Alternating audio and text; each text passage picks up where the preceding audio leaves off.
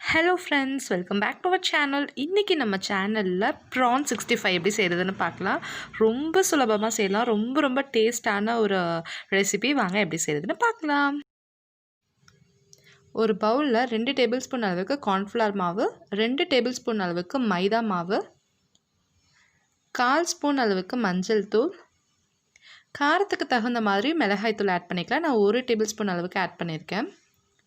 கூட 1 டேபிள்ஸ்பூன் அளவுக்கு கரம் மசாலா, 1 டேபிள்ஸ்பூன் அளவுக்கு மல்லித்தூள், மசாலாவுக்கு தேவையான அளவு உப்பு சேர்த்துக்கலாம். கூட 1 ஸ்பூன் அளவுக்கு பெப்பர் ஆட் பண்ணிக்கலாம். 1 ஸ்பூன் அளவுக்கு இஞ்சி பூண்டு விழுது ஆட் பண்ணிக்கலாம். இது கூட 1 முட்டை சேர்த்துக்கிறேன். இதை நல்லா கலந்து விட்டுக்கோங்க. இது கூட உங்களுக்கு கலர் வேணும் அப்படின்னு நினச்சிங்கன்னா ஒரு 1/2 ஸ்பூன்லேருந்து 1 ஸ்பூன் அளவுக்கு கலர் பவுடர் ஆட் பண்ணிக்கலாம். நான் கேசரி பவுடர் ஆட் பண்ணியிருக்கேன்.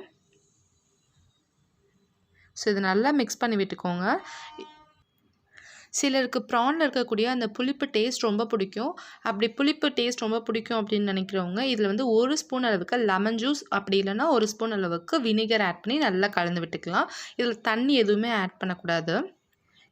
இந்த அளவுக்கு நல்லா திக்காக கலந்ததுக்கு அப்புறமா இதில் நான் 300 கிராம் அளவுக்கு ப்ரான் எடுத்திருக்கேன். இதில் பார்த்தீங்கன்னா சென்டரில் ஒரு வெயின் மாதிரி நரம்பு மாதிரி இருக்கும். அது எடுத்துட்டு நல்லா வாஷ் பண்ணி க்ளீன் பண்ணி எடுத்து வச்சுருக்கேன். இது ஒரு 300 கிராம் அளவுக்கு இருக்கும். இது ஒரு 3 வாட்டி நல்லா வாஷ் பண்ணியாச்சு. இப்போ இதை மசாலாவோட சேர்த்துட்டு நல்லா கைகளெல்லாம் நல்லா பிசைஞ்சு விட்டுக்கோங்க. மசாலா அந்த ப்ரானில் நல்லா கோட் ஆகணும். ஒருவேளை தண்ணி சேர்த்திங்கன்னா ப்ரான் தனியாக அந்த மசாலா தனியாக எண்ணெயில் போடும்போது பிரிஞ்சு போயிடும். அதனால தண்ணி சேர்க்காமல் நம்ம ப்ரானை அந்த மசாலாவை மிக்ஸ் பண்ணி ப்ரானோட மிக்ஸ் பண்ணிவிட்டு அப்புறமா எண்ணெயில் போட்டு பொரிக்கணும்.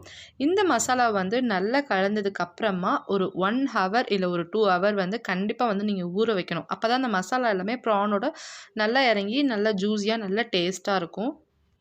மிக்ஸ் பண்ண கொஞ்சம் டஃப்பாக இருக்கும். பிகாஸ் அந்த மசாலா பார்த்திங்கன்னா நல்லா திக் பேஸ்ட்டாக இருக்கும். அதனால் கொஞ்சம் டஃப்பாக இருக்கும். பட் ஆனால் கண்டிப்பாக தண்ணி சேர்த்துறாதீங்க. அப்புறம் நமக்கு எண்ணெயில் போடும்போது பிரிஞ்சு வந்துடும். ஸோ இந்த அளவுக்கு நல்லா மிக்ஸ் பண்ணதுக்கப்புறமா ஒரு 2 ஹவர்ஸ் போல் நல்லா ஊற விட்டுருங்க. ஒரு 2 ஹவர்ஸ் கழித்து எண்ணெயில் நம்ம பொரிச்சு எடுத்துக்கலாம். நீங்கள் டீப் ஃப்ரை பண்ணிக்கலாம், இல்லை தோசை தவாவில் போட்டு எடுத்துக்கலாம், இல்லைன்னா ஷாலோ ஃப்ரை பண்ணிக்கலாம். நான் இன்றைக்கி கொஞ்சம் அதிகமாக எண்ணெய் ஊற்றி நல்லா ஷாலோ ஃப்ரை மாதிரி பண்ண போகிறேன். ஆயிலில் இந்த மாதிரி ப்ரானை போட்டோன்னே பபிள்ஸ் வரணும். அந்தளவுக்கு ஆயில் ஹீட்டாக இருக்கணும், பார்த்துக்கோங்க. 2 பக்கமும் கலர் மாதிரி நல்லா பொரிஞ்சு வந்ததுக்கு அப்புறமா நம்ம வெளியில் எடுத்து சர்வ் பண்ணிடலாம்.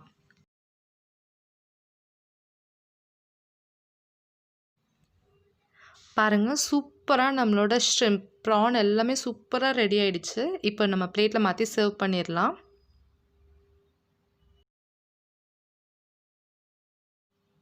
அதே எண்ணெயில் ஸ்டவ்வை ஆஃப் பண்ணிவிட்டு கடைசியாக கொஞ்சமாக கருவேப்பிலை போட்டுக்கலாம். கருவேப்பிலை போட்டால் வெடிக்கும். அதனால கொஞ்சமாக லிட்டை போட்டு லைட்டாக இந்த மாதிரி மூடி வச்சுருங்க. ஒரு 10 செகண்ட் தான். நம்ம ஓப்பன் பண்ணிவிட்டு மறுபடியும் அந்த கருவேப்பிலை எடுத்து நம்ம ப்ரான்லாம் செஞ்சு வச்சுருக்கோம்ல அது மேலே போட்டு சர்வ் பண்ணிக்கலாம். இது ஆப்ஷனல். சர்வ் பண்ணும்போது ரொம்ப நல்லா அட்ராக்டிவாக இருக்கும், அதுக்காக தான்.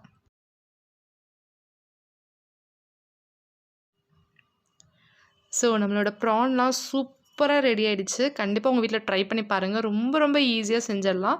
பாருங்கள், அவ்வளோ கிறிஸ்பியாக இருக்குது பார்க்கும் போதே. கண்டிப்பாக ட்ரை பண்ணிவிட்டு எப்படி இருந்துச்சுன்றதை மறக்காமல் கீழே கமெண்ட்டில் சொல்லுங்கள். உங்களுக்கு இந்த வீடியோ பிடிச்சிருந்தா மறக்காமல் லைக் பண்ணுங்கள். உங்கள் ஃப்ரெண்ட்ஸ் அண்ட் ஃபேமிலிஸோட ஷேர் பண்ணுங்கள். இந்த வீடியோவில் உள்ள கண்டென்ட் உங்களுக்கு யூஸ்ஃபுல்லாக இருக்குன்னு நினச்சிங்கன்னா மறக்காமல் நம்ம சேனலில் சப்ஸ்கிரைப் பண்ணிக்கோங்க. So keep on smiling. Thank you very much for வாட்சிங் திஸ் வீடியோ. பை.